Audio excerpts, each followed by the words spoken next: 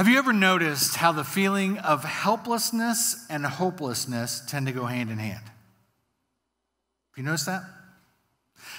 It's just an overwhelming experience to feel helpless, but if you do, you often jump very quickly to hopelessness, especially if you don't have a relationship with God on some level, right? Facebook has been a gift that's allowed us to maybe stay connected with friends and family in ways that we haven't been able to before. And I've got a set of friends of mine that moved to the Southwest, moved to the Arizona, Phoenix area.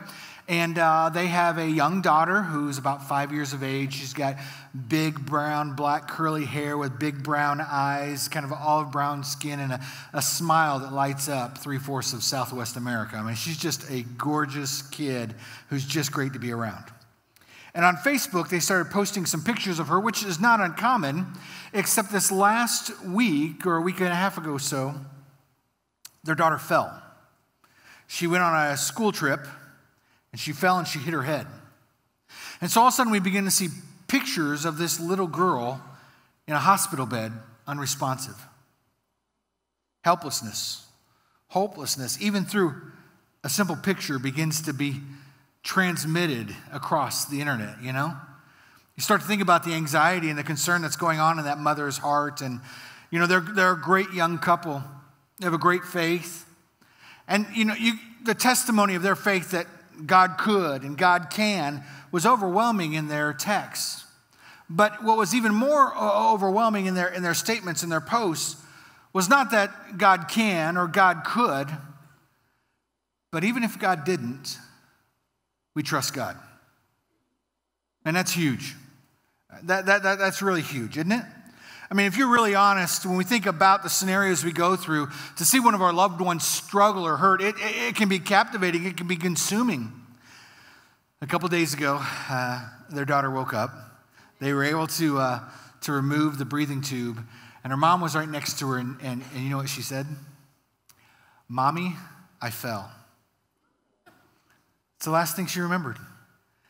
And mom just sat there, and there was a picture of her and her mom just holding hands, praying together. And it was just encouraging. It's just inspiring to see somebody with a faith that knowing God can and God could, but no matter what, they believed in God. To have that kind of faith. Because can we be transparent for a moment? Many of us function from a if Jesus instead of a faith in Jesus. You know what I'm saying? And so what would it look like if we began to live every moment of our lives with a faith in Jesus, not a faith if Jesus did something in our lives? What would that look like? Well, we're going to turn to Mark chapter 9, so if you go ahead and jump there, we'll get in there in just a moment. But we've been in this series called The Gospel of Mark, and we've talked about how the Gospel of Mark is an account, a conversation of one person's perspective of the journey walking along with Jesus. We talked about how when you open up the New Testament, the first 4 books of the New Testament, you find Matthew, Mark, Luke, and John. Matthew comes from a perspective that is trying to present Jesus as king, a Jewish perspective for those to be able to hear who he is as those who have foretold of the coming Messiah. Luke is one that gets right down to some nitty-gritty where it begins to talk about Jesus as Savior, Messiah. And so many details are played out, so you begin to see the saving work of Jesus play out in his life, walking in real time in real relationships amongst people. John is one that really points to Jesus himself being God, Jesus being deity, God in flesh. And so each author writes from a different perspective, but what we've said about Mark is this, is that Jesus is the suffering servant when we talk about Mark. That Mark is describing God in flesh, living in relationship, but as he's serving, as he's teaching, and he's caring, all of these things are leading up to the culmination of Jesus' life suffering, giving his life, his death on the cross. It's the one being foretold of in the book of Isaiah, that he would be the one. By his wounds we would be healed. And so as Mark is laying this out, he's helping us understand that this is in fact what we have been longing for, waiting for. The suffering Savior, the one who would give us new life through his death, his burial, his resurrection. And we talked about Mark almost laying out simply an apologetic. It's an evidence piece saying, this is what I experienced, this is what I saw, this is what I understand. And so he said, we think Mark's kind of trying to raise 2 questions as we look at this discussion. The first one is this: is Jesus worth following? And the second, if so, will you? Meaning, as you're reading through the pages of the Gospel of Mark, as you're hearing the good news about how God pours himself out, if these are in fact true, if it pierces your heart, are you one that would follow, that would surrender your life to the way of Jesus? That's what Mark's trying to make happen. Knowing that sometimes many of us have looked at Scripture from a lot of different angles, we began to kind of just surmise what's going on in the book itself. And we use this word euthos. It's a Greek word that's actually played out through the book of Mark. And while it's translated different ways, 41 different times, specifically we saw 14 specific times that the word immediately is used in the New International Version. So we thought, well, let's just follow the breadcrumbs and see where they go. And what's laid out in front of us is this urgency, this immediacy of how Jesus responded to people, how people responded to Jesus, how lives were transformed. Immediately, urgency, this great moment of transformation happening in a series of events, circumstances, and relationships. And it's really been very encouraging to us. And we started with the book of Mark kind of leaning in, seeing where Jesus was taking it. We're now heading towards the back end of Mark, and now are there these statements of faith, and will we respond, and what does our life look like when we surrender back to Jesus? And you can almost feel the momentum gaining as we're heading towards the end of the book, which of course will end in the death, the burial, and resurrection of Jesus Christ, and our response to that. So today there's three things immediately that we're actually going to get to see. The first immediately is a demon possesses a boy to cause a seizure in the presence of Jesus. And we'll also see immediately a father expresses his belief and his need for a greater faith. Immediately we'll see even the faith of a blind man, and that results in him receiving his sight. So if you got your Bibles, let me encourage you to go ahead and open up to Mark chapter 9. But as we begin to move towards this conversation, we need to begin to realize that the stories we're going to look at really leverage not only towards healing, but a conversation of faith and how that plays out when someone fully places their faith into Jesus. Maybe we could say it best this way. When talking about a faith that can heal, we need to understand this. A faith that heals is just as much about the faith as it is the healing. You hear what I'm saying? It's as much about our placing our faith into Jesus as it is about the work that Jesus can do in that moment. So Mark chapter 9 begins to unpack a series of events.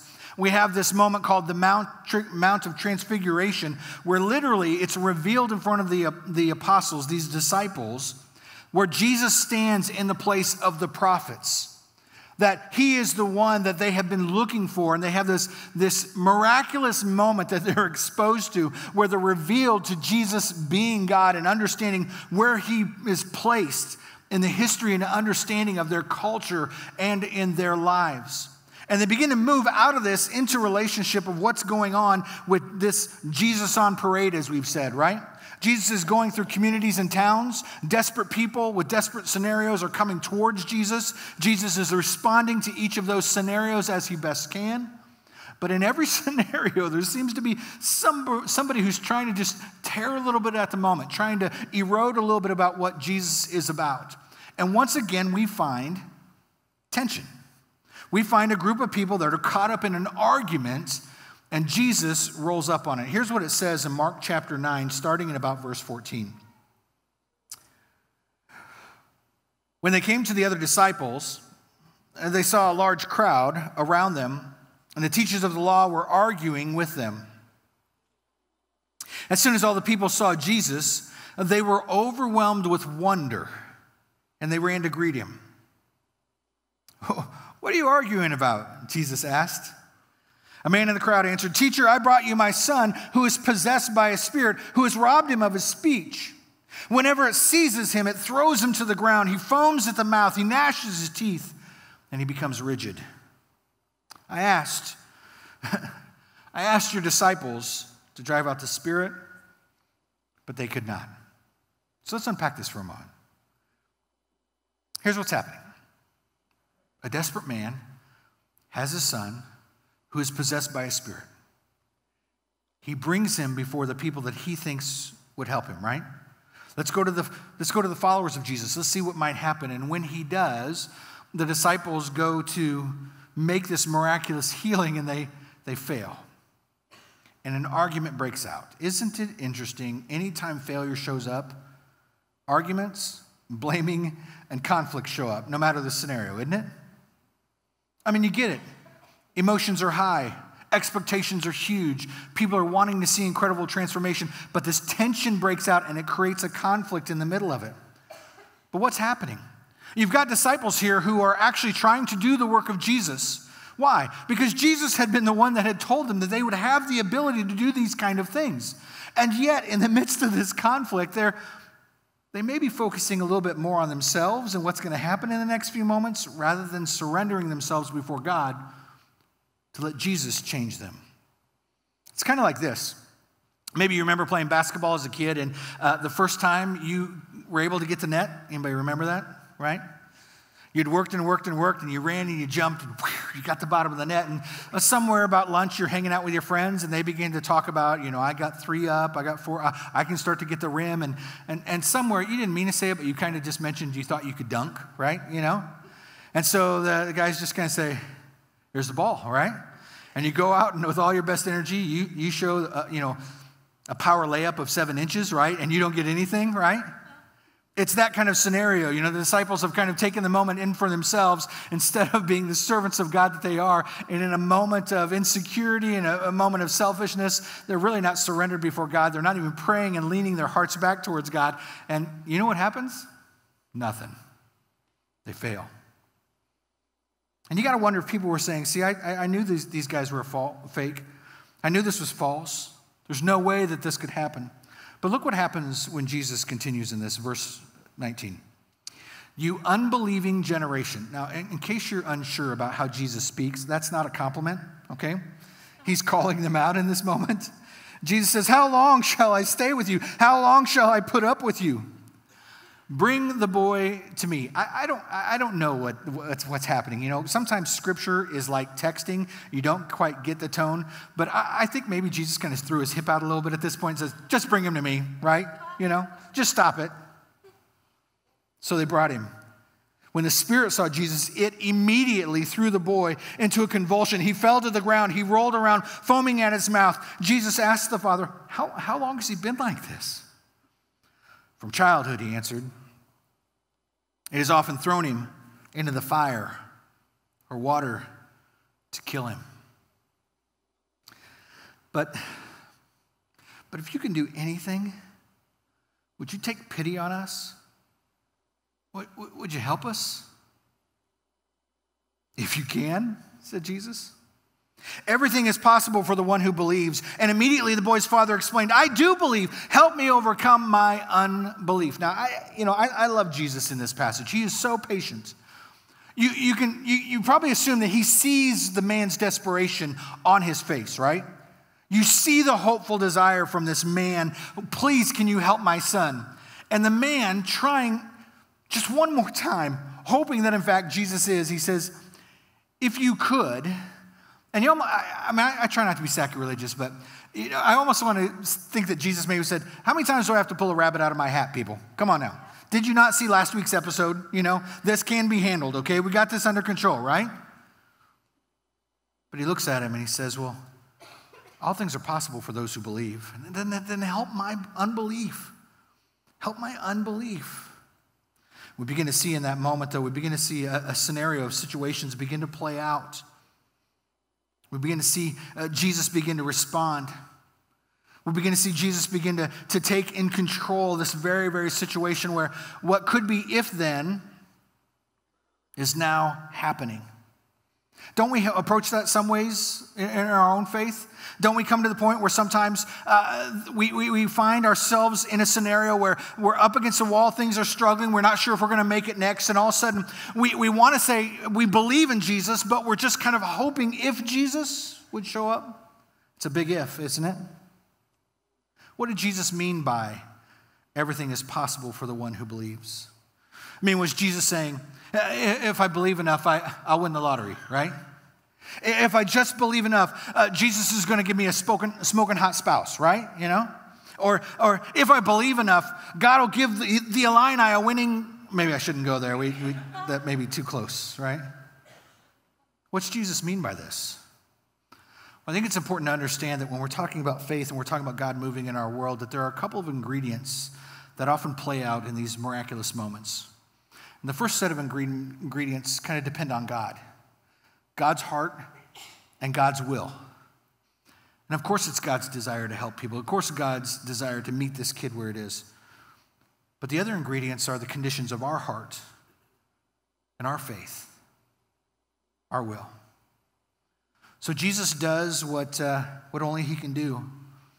And out of his own love and grace and mercy, he heals this boy that has been tormented. He calls out the spirit that's in him, this deaf and mute spirit. And he commands him to never come back again and to torment this son. Let's go to our second story, though. Mark chapter 10 shares a similar miracle. Mark chapter 10 says this: when they came to Jericho, as Jesus and his disciples, together with a large crowd, were leaving the city, a blind man named Bartimaeus, which means son of Timaeus, was sitting along the roadside, and he was begging. When he heard it was Jesus of Nazareth, he began to shout, "Jesus, son of David, have mercy on me." Many rebuked him, told him to be quiet. But he shouted all the more, "Son of David, have mercy on me." Now, once again, we have Jesus on parade, and he's actually coming from this community, Jericho. Jericho is the city that we know of. That was where Joshua took his army, marched around the city, and eventually the walls fell.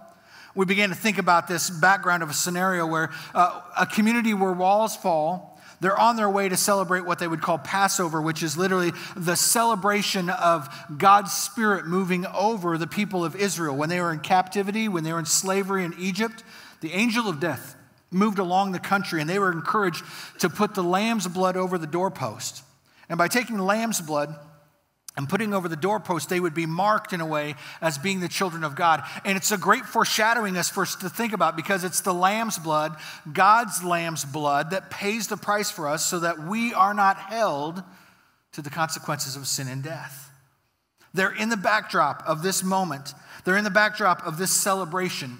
And while Jesus is kind of on parade going through this community, there's a man who's been pushed to the side, off to the corner, out of the way, and he's begging where he normally begs, but he can hear that it's Jesus. And you have to wonder, did he hear the stories? Did he hear the testimonies? Did he hear the conversations? Has he been anticipating for this moment to actually get within arm's reach of Jesus to change his own scenario? And what happens as Jesus approaches, he begins to shout out, "Jesus, son of David. Jesus, son of David." It's a declaration that he knows that Jesus comes from the lineage of David, that he is the coming Messiah. And the disciples, who are trying to just keep this bus, this parade of Jesus moving, they go and they begin to hush him. They begin to push him further out. They begin to try and quiet him, right? But this man who feels helpless and hopeless just raises his voice a little bit louder. "Jesus, son of David." He begins to shout, and he begins to get to the point that it's so loud that Jesus decides to stop. Here's what it says in verse 49. So Jesus stopped, and he said, "Call him." So they called to the blind man, "Cheer up, get on your feet. He's calling you." "Yeah, you just silenced me. You just pushed me in the corner." "Okay, whatever." Throwing his cloak aside, he jumped to his feet and he came to Jesus. "What do you want me to do for you?" Jesus asked. The blind man said, "Rabbi," which means teacher, "I want to see." "Go," Jesus said. "Your faith has healed you." And immediately, he received sight, and he followed Jesus along the road. What is it about Jesus people that kind of get going one direction that we forget to reach out to those who are in need of help? I mean, isn't that what's going on here? We've got Jesus on parade. They've got a destination they're trying to get to. And somebody who's in desperate need, somebody who wants help, somebody who wants to get to Jesus is crying out. But instead of engaging him, instead of bringing him to Jesus, initially what they do is they hush him. They push him further to the side. And it just makes us wonder. Maybe it's just a moment for us to think about what is it about us, about God people, about Jesus people, about people at church, that sometimes our lives just get so busy or so focused, or we get pressed into so many other things other than realizing that when people are hurting and a world is crying out, we're the ones to help get them to Jesus. That's the point, right? Not just to get for ourselves, but to help get everyone to Jesus. Well, they miss it.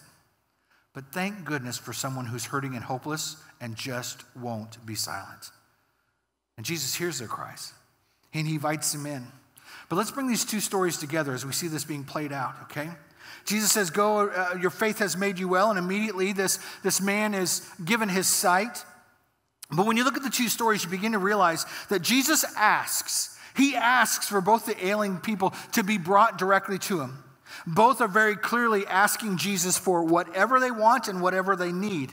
Both are searching, they're calling for Jesus with a sense of expectation. Both, Jesus emphasizes their faith that exists prior to their healing. Both knew only that the power of Jesus could have the potential to save their lives. And both were first in a moment of utterly helplessness in the moment. So let me ask you this question. When it comes to your life, feeling helpless or hopeless, where do you turn? Where do you turn for your source of strength and hope? When you think about the father couldn't do anything to help his epileptic son. You think of the blind man, Bartimaeus. He was helpless and nobody was helping him. They were actually hushing him and pushing him out of the way. And let's not forget the disciples. The disciples were helpless because they couldn't even do the things that Jesus had empowered them to do. Their faith had not matured. They had not been obedient and lived out in a way of surrender before God to allow God to even work through and in their lives. So what about our world? Maybe you have a child that's in a medical condition. Maybe you've received a diagnosis that you're just not sure what's going to happen. Maybe your spiritual growth has gotten to the point where you've hit a wall and you've gotten in a rut. Maybe your marriage is somehow duct taped, baling wired, stapled, and even super glued together, but it's still falling apart. Maybe you just made some rebellious decisions, and now the bills come due. Where do you turn when you feel helpless? I think many of us, sometimes when we look at our lives, it wavers back and forth. And if I can tell you anything, life is never, never easy. And life wavers so easily. One minute things are going great, the next minute things are falling apart. But if there's one thing we need to understand, it's that the wavering of life calls us for an unwavering faith. That unwavering faith is in the power of Jesus.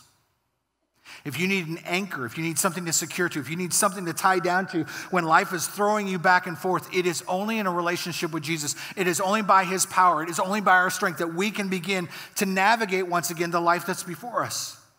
I mean, think about the Father. The Father's come in and he's tried everything that he can, and even the disciples couldn't help him.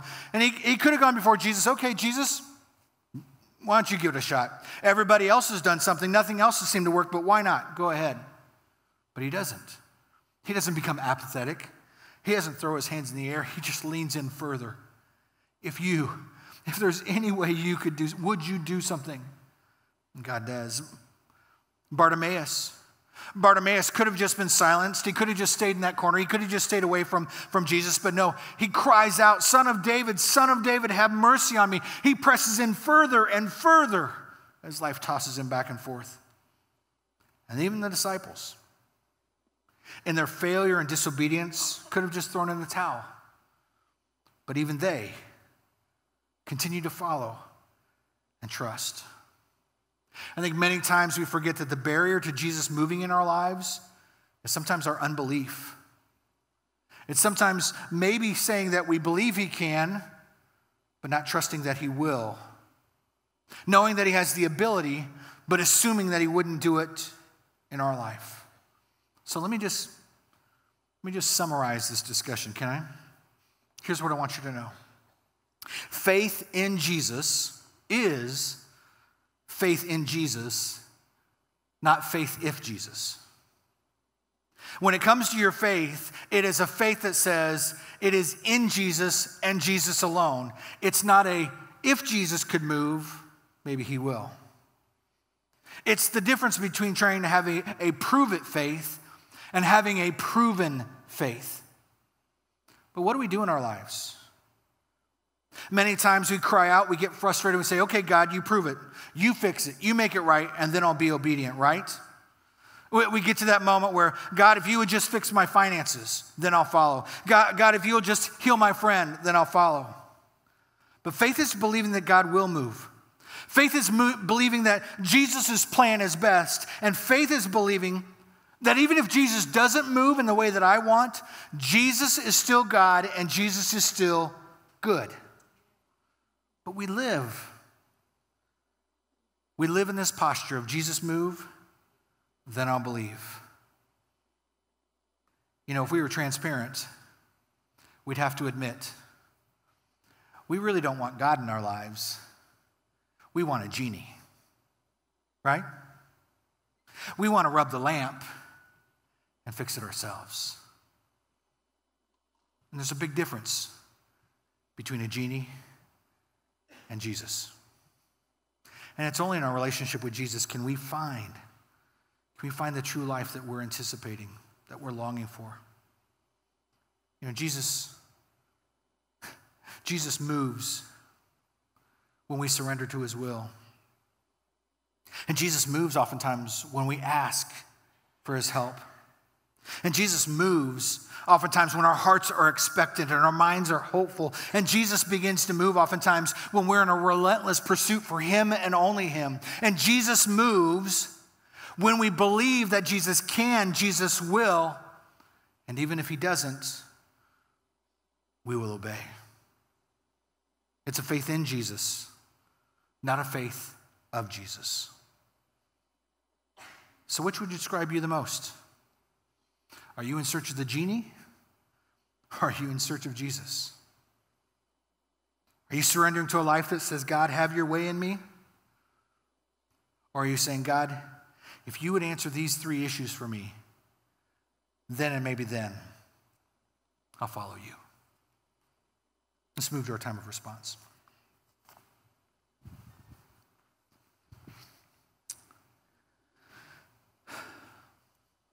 I'd be lying to you if I didn't say that I can't wait for us to get to Easter. I mean, we can celebrate Jesus' resurrection every day and every weekend. But I'm excited about Easter because we have a chance to invite people to a new series called Mastermind. Let me take you where I'm going with this. You know the reason we want a genie rather than we want Jesus? Because you control the genie. And you can't control God. And for those of us that want to control the genie, can I share kind of a strong word today? For those of us that want the genie, you need to know you already have God. The problem is that God is us.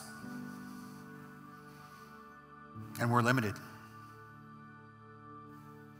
We find ourselves living in a world oftentimes that the reason we struggle so much with anxiety, the reason we struggle so much with worry, the reason we struggle with hearing things around us or relationships around us through this vacuum, through this darkness, through this filter that is not of hope, that is not of God, that is not encouraging in any way, is because somewhere in our lives we convinced ourselves that we can fix everything. We can control everything. And we can't.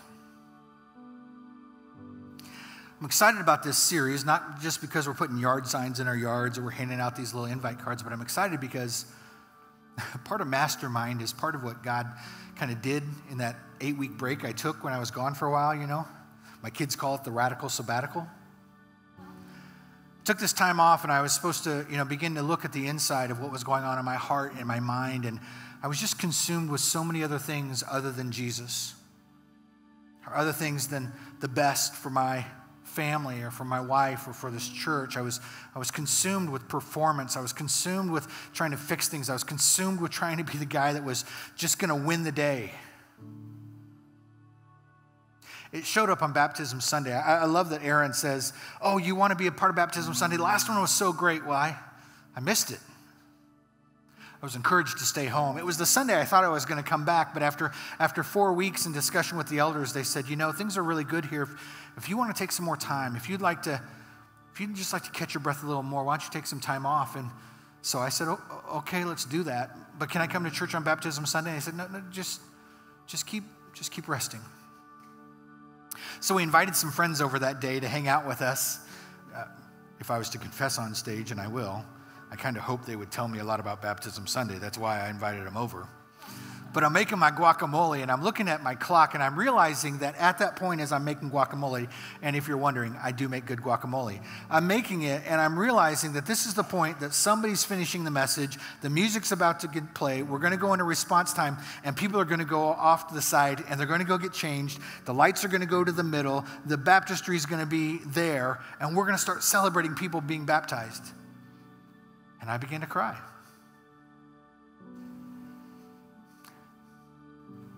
It just hurt so much. I wasn't going to get to see people step forward in decisions of faith. I wasn't going to, people that I had talked to, that I'd counseled, I was missing out, and I was just like, God, how can this be? How can this be? And I just remember, and I don't get burning bushes. I don't get Moses, go, let my people go. I don't get that kind of stuff from God, okay?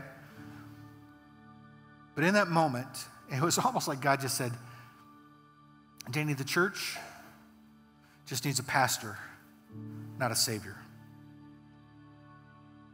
And I cried. Because if I'm transparent, I struggle with pride and control.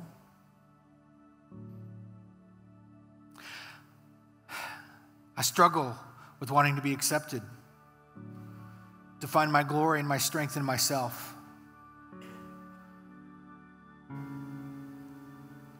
And this church should only ever be about Jesus. Why? I can't save you. The elders can't save you. Jeff Sutton, he isn't going to save you. But Jesus can. And our goal and our job is just to point people to Jesus.